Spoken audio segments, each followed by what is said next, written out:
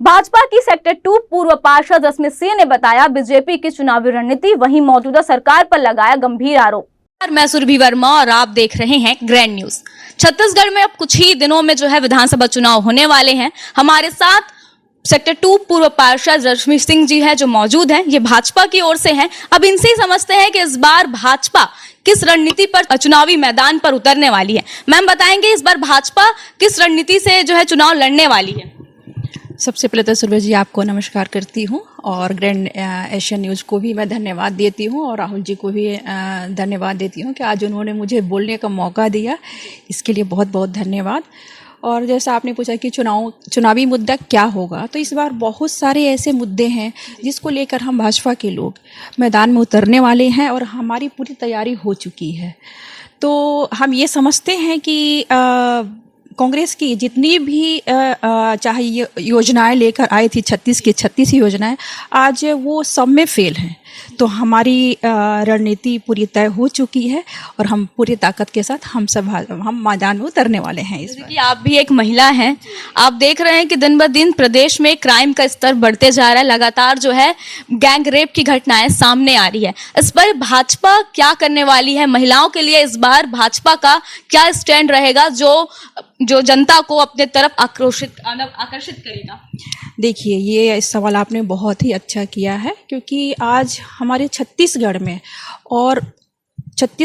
और प्लस हमारा शहर भिलाई, मतलब इतना ज़्यादा क्राइम हो गया है कि आज महिलाएं यहाँ सुरक्षित नहीं हैं। अभी फ़िलहाल ज़्यादा दिन की घटना नहीं है, रायपुर में एडिशनल एसपी के पार्किंग में बालिकाओं के साथ गैंग रेप हुआ। जी हाँ, हुआ था। ये बहुत ही निंदनीय घटना है और इस घटना को भी छुपाया गया, लेकिन हम भाजपा के लोग इस ऐसे करतूतों को हम छुपाने नहीं देंगे। हम भाजपा के लोग जनता के साथ में हैं और हम इसकी लड़ाई लड़ेंगे और अपनी माताओं और बहनों को सुरक्षा देंगे। यही हमारा निर्णय है। क्यों छत्तीसगढ़ में यूथ भी बहुत ज़्यादा है, रोजगार को लेकर के भी यूथ का बहुत ज़्यादा मांग है। बेरोजगारी भत्ता उनको दिया गया, लेकिन वो इससे असंतुष्ट है। उनका कहना है कि 2500 में हमारा कुछ नहीं होता है।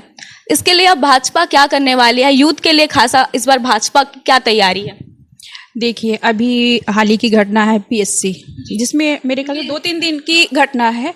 जो बच्चे जो इतना दिन रात पीएससी का एग्ज़ाम कोई छोटा मोटा एग्ज़ाम नहीं होता है, बहुत बड़ा एग्ज़ाम होता है। इसमें बच्चे दिन रात मेहनत करते हैं और मैं ये देखी कि उसमें जब बच्चे रोड पे उतर कर आकर के शायद मुख्यमंत्री जी का घेराव करने जा रहे थे, उनके हाउस का, निवास का, तो वहाँ पर मतलब पुलिस के बल के द्वारा लड़कियों को बाल पकड़ के और एक अपराधी की तरह घसीट के ले जाया गया। ये शायद आप पूरे लोग इस समाचार को देखे हैं। ये बहुत ही निंदनीय है छत्तीसगढ़ के लिए और मैं भी इस घटना के लिए निंदा करती हूँ कि हमने ऐसा कभी नहीं सोचा था कि लड़कियों के साथ ऐसा दुर्व्यवहार होगा जो अपने हक के लिए लड़ रहे हैं।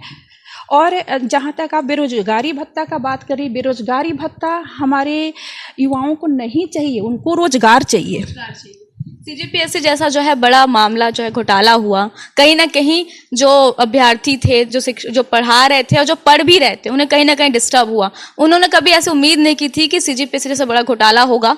अब यूथ चाहता है कि एक भरोसे की सरकार आए, क्योंकि ऐसा घटना बहुत निंदनीय है, ऐसा नहीं होना चाहिए था। इस पर भाजपा की अब क्या प्रतिक्रिया है? क्योंकि अब कुछ दिनों में आचार संहिता लगने आसार जताया जा रहा है, तो भाजपा अब क्या करने वाली है? नहीं, भाजपा इस लड़ाई को लेके आगे लड़ेगी, क्योंकि अगर इसमें जो भी आरोपी पाया गया, और कुछ दिन पहले हमारे प्रधानमंत्री आदरणीय नरेंद्र मोदी जी भी आए थे और इस बात पर उन्होंने भी चर्चा करी कि कोई भी अगर इसमें जो भी आरोपी होंगे उनको छोड़ा नहीं जाएगा। अब तक भिलाई नगर के प्रत्याशी तय नहीं हुए हैं भाजपा की ओर से। आपको क्या लगता है इस बार भाजपा किसको टिकट देने वाली है? नए प्रत्याशी बहुत जल्द ही आप सबके सामने आ जाएंगे और करीब करीब प्रत्याशी तय ही हैं और हम सब मिलकर काम करने वाले हैं और भाजपा की नीति रणनीति से आप सब भी वाकिफ़ हैं कि हमारी रणनीति बहुत ही कुशल और मतलब सुंदर तरीके से और स्वच्छ तरीके से हमारी जो भी नीति रहती है और हमारे जो भी विचार हैं भारतीय जनता पार्टी की उस पर जनता भरोसा करती आई है और आगे भी करेगी, मुझे पूर्ण विश्वास है। आपका कोई मैसेज आप जो अपने वोटर्स तक पहुंचाना चाहते हैं, जनता तक पहुंचाना चाहते हैं कि इस बार भाजपा क्या कुछ देने वाली है जनता को सरकार बनने पर? देखिए, भाजपा तो जब भी भाजपा की सरकार रही है तो हमारे भिलाई टाउनशिप में आज देखिए पानी की कितनी बड़ी समस्या हो गई है। पहले भाजपा की जब सरकार आती है तो यही पानी, कांग्रेस का दावा है कि जैसे टंकी फटा था टंकी सेक्टर 4 का, उसके बाद उन्होंने वाटर एटीएम की जो है फैसिलिटी टाउनशिप जो में रहते हैं उनको प्रोवाइड की थी। इस पर आप क्या कहें? वो तो उनका बिजनेस हो गया है। आज भिलाई की हम 2-3 साल से भिलाई के लोग पानी के लिए, साफ पानी के लिए तरस रहे हैं। उनको पानी पीने के लिए नहीं मिल रहा है। लोगों को मजबूरी में घर में आरओ लगाना पड़ा। आज तक आपने शायद कभी नहीं सुना हो कि बीएसपी के घरों में लोग आरओ लगाए हों, क्योंकि ये बीएसपी का पानी इतना साफ और मीठा पानी आता था कि जब लोग बाहर से आते थे तो लोग बोलते थे कि वाह क्या पानी है, कि पानी पी के ही हमें लगता है ऐसा पेट भर ले, ऐसे लोग बोल के जाते थे। और आज ऐसा हो गया है कि यहाँ भिलाई के लोगों को मतलब साफ पानी पीने के लिए नहीं मिल रहा है। नहीं, जनता तो बहुत परेशान है, क्योंकि सारी परेशानियां तो जनता को ही उठानी पड़ती है।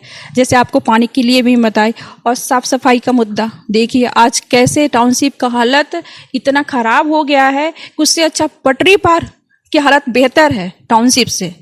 और जो हमारे अपने मुख्यमंत्री जी बोले थे बिजली बिल हाफ के लिए, सारे प्रदेशों में बिजली बिल हाफ हुई, क्यों टाउनशिप के लोग इसके हकदार नहीं थे। और जो माताओं बहनों को हाथ में मुख्यमंत्री जी गंगाजल लेके चले हैं, वो तो सबसे बड़ा मुद्दा रहे। शराबबंदी को लेकर के मुख्यमंत्री जी का बड़ा बयान था, हाथ में गंगा जल लिए थे, उन्होंने कहा था कि शराबबंदी होगा। इस पर भाजपा जो है क्या सोचती है? नहीं, वो तो पूरे प्रदेश को छला गया है, मेरी माताओं बहनों को छला गया है। आज कितने घर बर्बाद हो गए, आप देख ही रही हैं। बच्चे बिगड़ रहे हैं, बच्चे घर में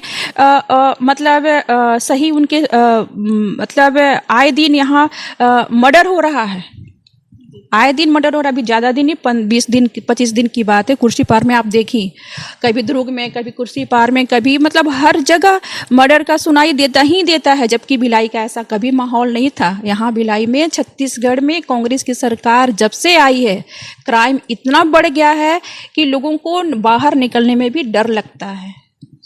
जो मौजूदा विधायक है देवेंद्र यादव जी, उनका कहना है कि वो भेंट मुलाकात करते हैं, उस दौरान वो टाउनशिप की कई समस्याओं का हल करते हैं। आप भी यहाँ के एक नागरिक हैं, इसे आप किस तरह देखते? नहीं, ये तो बिल्कुल गलत है।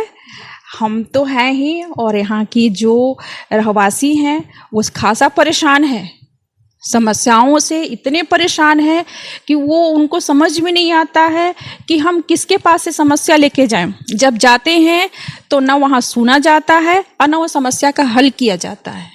इसलिए जनता बहुत परेशान है, और वो समझ रही है कि यही काम भारतीय जनता पार्टी की जब सरकार आती है तो हमारा काम बोलने से पहले हमारा काम हो जाता है। और आज जब कांग्रेस की सरकार, क्योंकि उन लोग खुद इतने भ्रष्टाचार में लिप्त हो चुके हैं कि जनता की सुविधाओं से बहुत कोसों दूर हैं।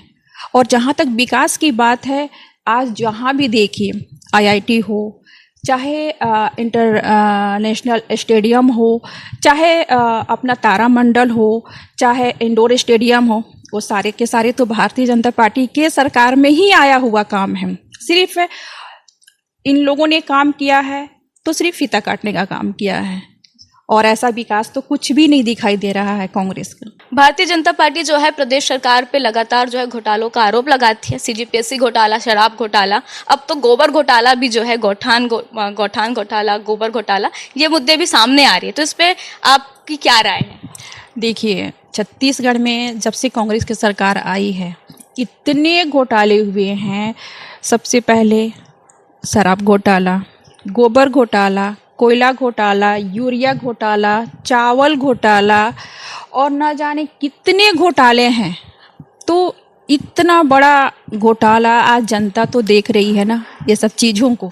तो ये सारे घोटालों को देखते हुए जनता अपना मतदान वो सोच समझ के करेगी और मुझे जनता के ऊपर भरोसा है और विश्वास भी है कि वो भारतीय जनता पार्टी के ऊपर जनता का पूरा भरोसा है और विश्वास है। इस बार भारतीय जनता पार्टी की सरकार बन रही है और पूर्ण बहुमत से बन रही है। प्रदेश में जो है छत्तीसगढ़ को धान का कटोरा कहा जाता है। ऐसा माना जाता है कि 2018 का जो विधानसभा चुनाव था ये टर्निंग पॉइंट था, क्योंकि मौजूदा जो सरकार है कांग्रेस सरकार, उन्होंने धान के रेट को बढ़ा दिया और यही टर्निंग पॉइंट माना जाता है। तो इस बार भारतीय जनता पार्टी जो है कांग्रेस के लिए माफ कीजिएगा, किसानों के लिए क्या ऐसा करने वाली है? देखिए, भारतीय जनता पार्टी, आपकी जानकारी के लिए बता दूं कि जो धान का रेट दिया जाता है किसानों का, उससे राज्य सरकार से दोगुना रेट आज मोदी जी वहाँ से भेज रहे हैं और किसानों का आए दिन मतलब वीडियो आता है कि आज हमको जब भारतीय जनता पार्टी की सरकार थी तो हमको धान का रेट एकदम सही समय पे मिलता था और आज वही रेट 2500 जो मिल रहा है वो इनके तरफ से वो 3 किस्तों में मिल रहा है। तो हमको इससे खासा दिक्कतें हो रही हैं और किसान काफ़ी परेशान हैं। वो भी चाहते हैं कि भारतीय जनता पार्टी की सरकार बने। रश्मि जी, आपका बहुत बहुत धन्यवाद। आप सुन रहे थे रश्मि जी को, जिन्होंने बताया कि इस बार भाजपा जो है किन मुद्दों पर जो है चुनाव छत्तीसगढ़ में लड़ने वाली है और आखिर यहाँ पे जनता जो है किस तरह की परेशानियों का सामना कर रही है और कैसे इनका हल निकालने वाली है, ये भाजपा तय करेगी।